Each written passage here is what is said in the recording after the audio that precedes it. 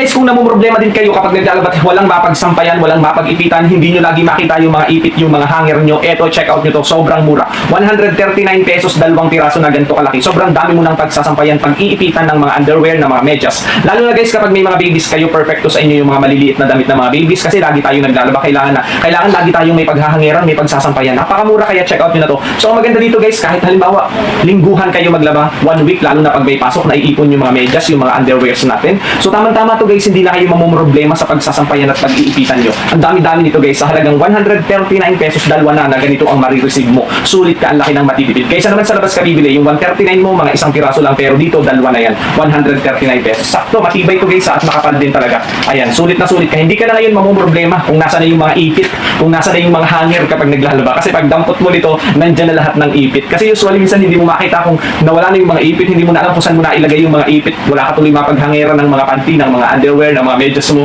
So ito guys, pag hawak mo dito, nandito na lahat. Napakadaling gamitin. So kung gusto nyo, check out nyo na, available sa halagang 139 pesos.